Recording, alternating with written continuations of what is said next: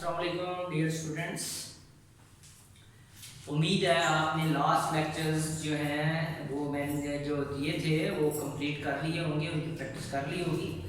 आज हम second year mathematics का जो है मैथमेटिक्स का चैप्टर 1 उससे उसके कुछ टॉपिक्स जो हैं वो मैंने कराने थे। तो फंक्शन से रिलेटेड और बाइनरी रिलेशन क्या होते हैं सारा, तो आज हम वो करने जा रहे हैं। फंक्शन इससे नेक्स्ट लेक्चर में मैं दूंगा। आज हमारा जो टॉपिक होगा वो ये होंगे HSSC2 second year mathematics chapter 1 functions and limits. Chapter का नाम है और टॉपिक आज हम पढ़ने जा रहे हैं binary relations, domain and range. Binary relations क्या होते हैं, डोमेन और रेंज क्या होती है बाइनरी रिलेशन की। ठीक है, इससे नेक्स्ट लेक्चर जो हमारा होगा वो फंक्शंस और उसकी टाइप्स से रिलेटेड होगा। फिर उससे नेक्स्ट लेक्चर जो है वो मैं दूंगा किसी फंक्शन की डोमेन और रेंज जो है वो कैसे फाइंड आउट की जाती है, उसका क्या तरीकाकार है, स्टेप वाइज हम चलते जाएंगे। इससे लास्ट ये भी एक जनरल लेक्चर है, कॉन्सेप्चुअल लेक्चर है। इस कल जो मैं लास्ट टाइम जो लेक्चर दिया था मैंने वो आपको ऑर्डर्ड पेयर, कार्टेशियन प्लेन और कार्टेशियन प्रोडक्ट पर दिया था। आज हम उससे आगे का टॉपिक पढ़ते हैं binary relations, domain and range क्या होती है।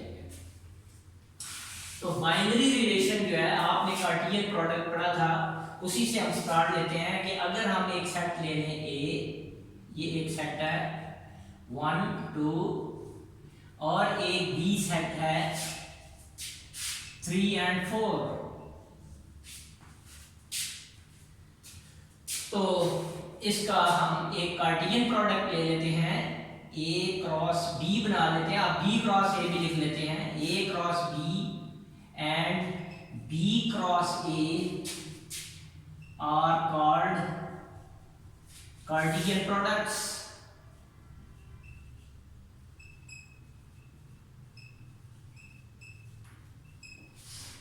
हम ए क्रॉस बी को लेके चलते हैं, आप बी क्रॉस ए में भी कर सकते हैं।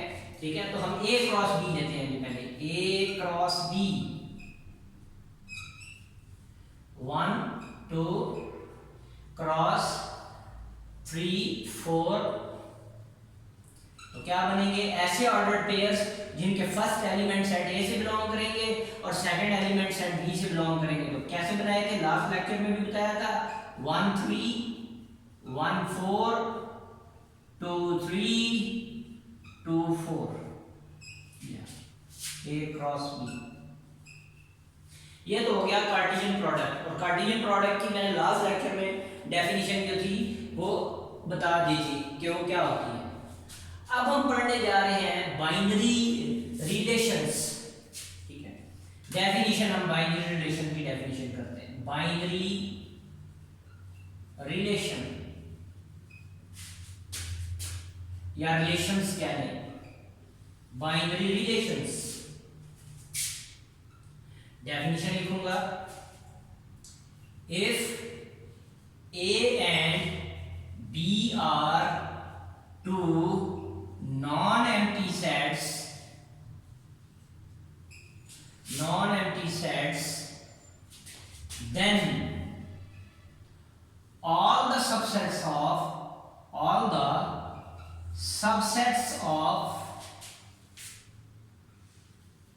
A cross B or B cross A are called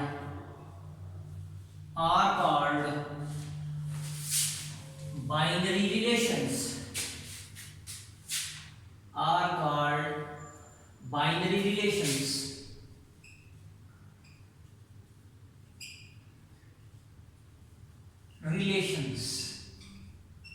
Binary relations यानी क्या कह रहा हूं, ए और बी दो नॉन एम्प्टी सेट्स हैं, इनके ए क्रॉस बी और बी क्रॉस ए के जितने सबसेट्स बनेंगे, आप ए क्रॉस बी के बना लें या बी क्रॉस ए के बना लें, ठीक है, जितने भी सबसेट्स बनेंगे उनको हम क्या कहते हैं, बाइनरी रिलेशंस कहते हैं। All the subsets of set A cross B और B cross A are called binary relation. अगर कोई कहे कि अगर एक सेट ना दिया हो तो फिर A क्रॉस A भी निकाल लेंगे, A cross A, all the subsets of A cross A will be called binary relation. अगर B दिया हो A ना दिया हो तो B cross B, all the subsets of B set B cross B जो कार्टेशियन प्रोडक्ट सेट है उसके जितने सबसेट्स बनेंगे उन्हें हम बाइनरी रिलेशंस कहेंगे। क्या कहा? बाइनरी रिलेशन के लिए क्या होता है, जो कार्टेशियन प्रोडक्ट सेट होता है उसके जितने भी सबसेट्स बनेंगे उन्हें हम क्या कहते हैं, बाइनरी रिलेशंस कहते हैं। ठीक है, वैसे मैं एग्जांपल के तौर पे दे रहा हूं, if R is a subset of A cross B, R is a, अब इसमें दो बातें आ गई हैं, प्रॉपर सबसेट या इम्प्रॉपर, यानी इसका मतलब है R के element A cross B set के बराबर भी हो सकते हैं या R के एलिमेंट A क्रॉस B से कम भी हो सकते हैं। तो क्या लिखेंगे, if R is a subset of A cross B, ये दो साइन है, अगर एक साइन ये पढ़ेंगे A क्रॉस B के साथ तो R is a proper subset of set B, और अगर सिर्फ इक्वल लेंगे तो R is improper subset of A cross B। तो ये जो साइन है ये किसका है, सबसेट का साइन है, इसको हम सबसेट में दोनों कंडीशन आ जाती हैं, प्रॉपर और इम्प्रॉपर दोनों। इसलिए if R is a subset of A cross B, अगर R फॉर मैंने कहा ये relation, R is a subset of A cross B, then R will be called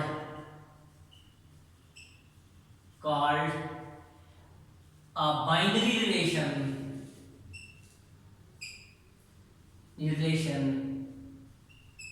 in A cross B, या of binary relation of A cross B।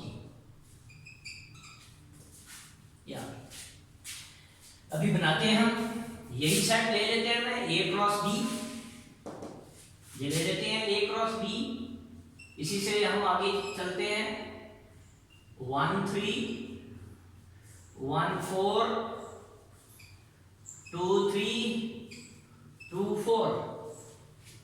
आपको पता है number of subsets कितने किसी सेट के बन सकते हैं, नंबर ऑफ सबसेट्स एक सेट कितने रख सकता है उसका तरीकाकार क्या है, सेट के एलिमेंट्स कितने हैं, यहाँ n कितना हो गया 1 2 3 4 एलिमेंट्स है A क्रॉस B के। तो आपके सबसेट निकालने हैं, तो सबसेट नंबर ऑफ सबसेट निकालने का जो फार्मूला एक्सप्रेशन होती है वो हम ये यूज करते हैं। तो 2 पावर 4, तो 2 पावर कितना बन गया 16। इसका मतलब है इसके 16 A क्रॉस B के 16 सबसेट्स बनेंगे और वो हर सबसेट जो है वो बाइनरी रिलेशन कहलाएगा। ठीक है, तो 16 सबसेट्स जो होंगे वो बाइनरी रिलेशन होंगे। क्या था, कैसे किया, 2 पावर n जो है वो किसी सेट के सबसेट्स कितने बन सकते हैं, 2 पावर n एक्सप्रेशन यूज की जाती है फाइंड आउट करने के लिए। n क्या है, number of elements of the set, 1 2 3 4, इसमें 4 एलिमेंट्स हैं तो 2 पावर n 2 पावर 4, तो 2 को 4 बार मल्टीप्लाई किया 16, तो इसका मतलब है इसके 16 सबसेट्स बनेंगे, वही इसके बाइनरी रिलेशन कहलाएंगे। तो देखते हैं कि हम बनाते हैं इसको। पहले अगर R को मैं क्या करूं, शो करूं रिलेशन के लिए, तो R1 पहला, R1 आपको पता है किससे स्टार्ट होते हैं, एम्प्टी 5, फिर R2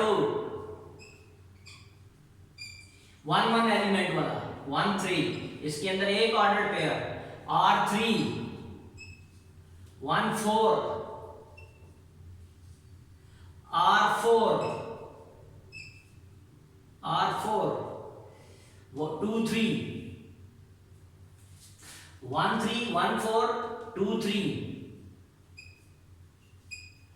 R5 2 4, R6,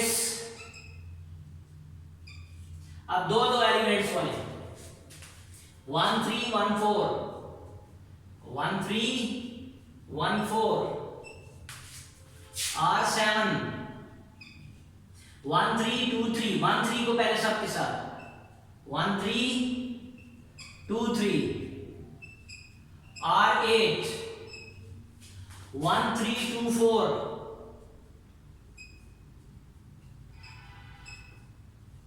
अब 1 3 सबके साथ हो गया, इसको छोड़ देना है। अब R9 1 4 2 3, अगर कोई कहे कि 1 4 1 3 के साथ, तो 1 4 1 3 के साथ हो चुका है, इसलिए ये रिपीट नहीं होगा, इसको छोड़ दिया। 1 4 2 3 R10, 1 4 2 4,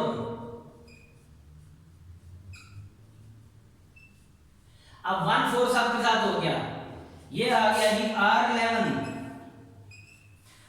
2 3 2 4,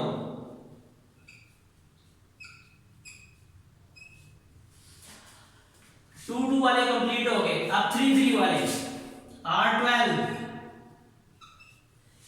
1 3 1 4 2 3, 1 3 1 4 2 3।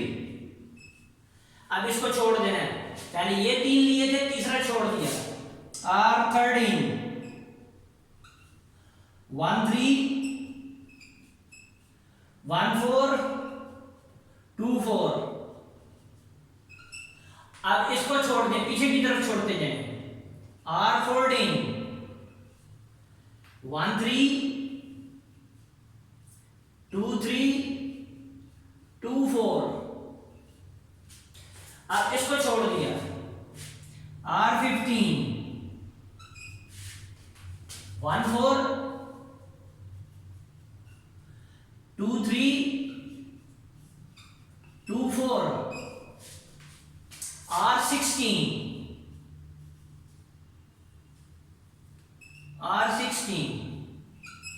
ये चारों आ जाएंगे। 1 3 1 4 2 3 2 4।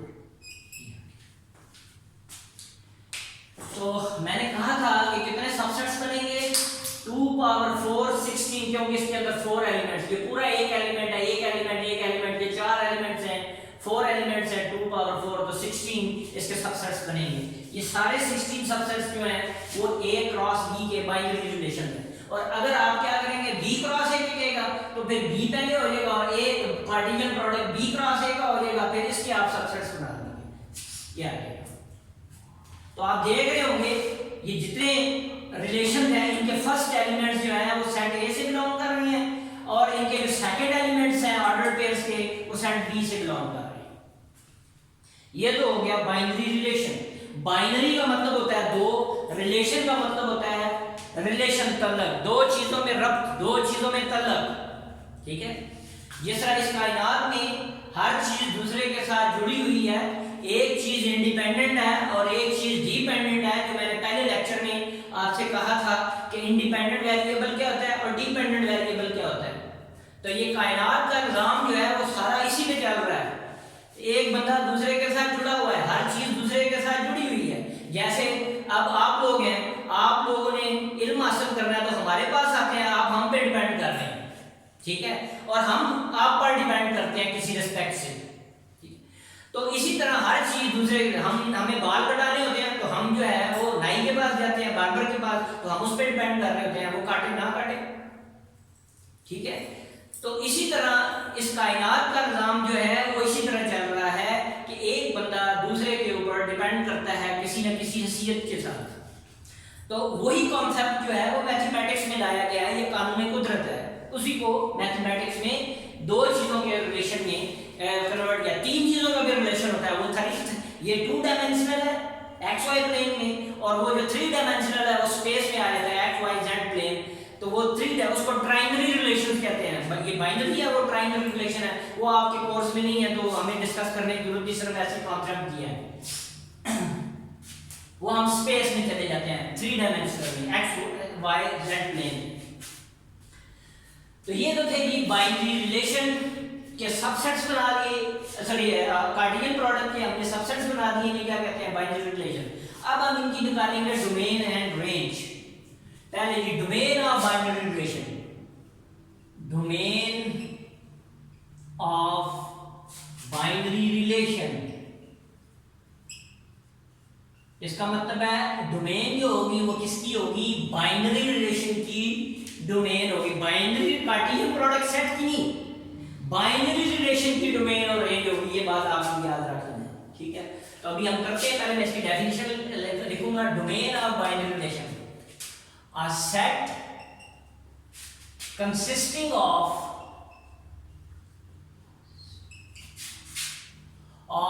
first elements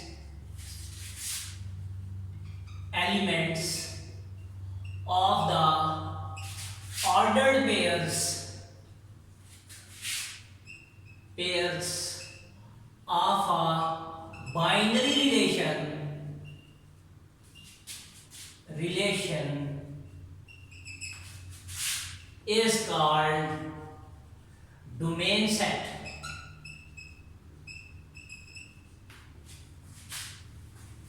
क्या कहा?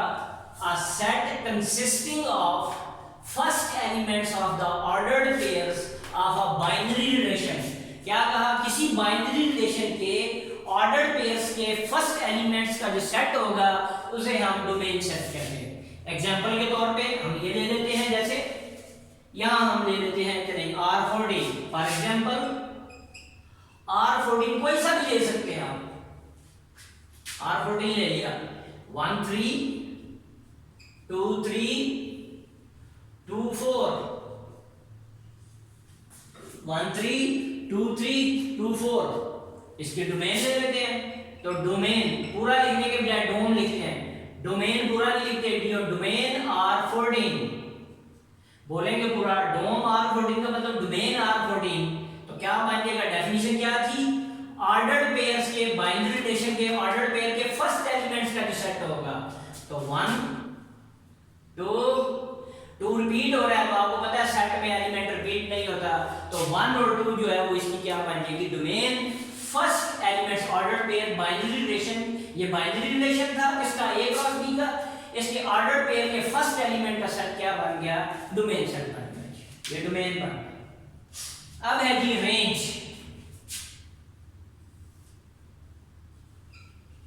Range of binary relation.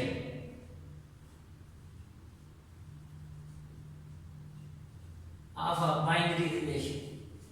एक बाइनरी रिलेशन की रेंज क्या होती है? वही डेफिनेशन, उसमें सिर्फ चेंज करेंगे छोटी। A set consisting of, वो ये फर्स्ट एलिमेंट था, यहाँ second element. A set consisting of second elements of the ordered pairs of a binary relation. A set consisting of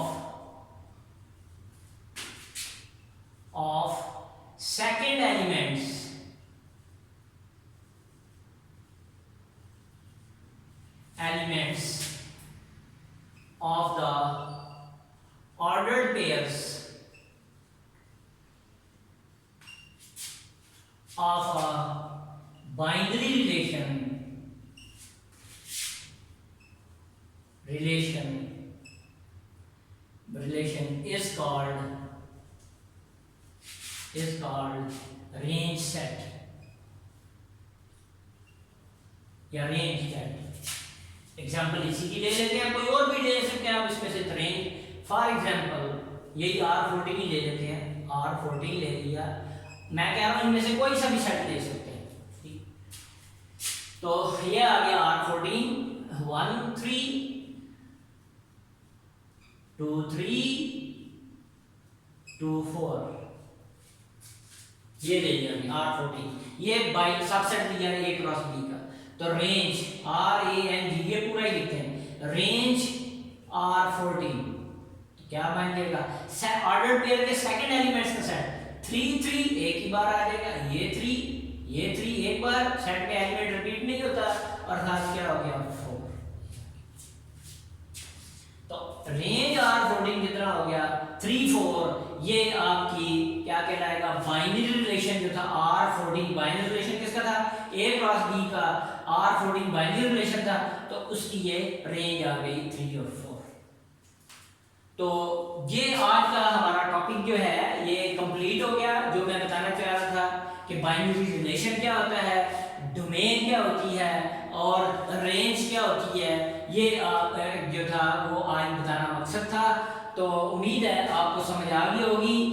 तो इंशाल्लाह अब नेक्स्ट लेक्चर में हम मुलाकात करेंगे, फंक्शन के टॉपिक की तरफ हम बढ़ेंगे कि बाइनरी रिलेशन को हम फंक्शन बनाएंगे और वो कब बनेगा वो हम नेक्स्ट स्टेप में हम पढ़ेंगे और उसकी टाइप पढ़ेंगे। अगला जो टॉपिक होगा हमारा वो फंक्शन क्या होता है और फंक्शन की टाइप क्या है।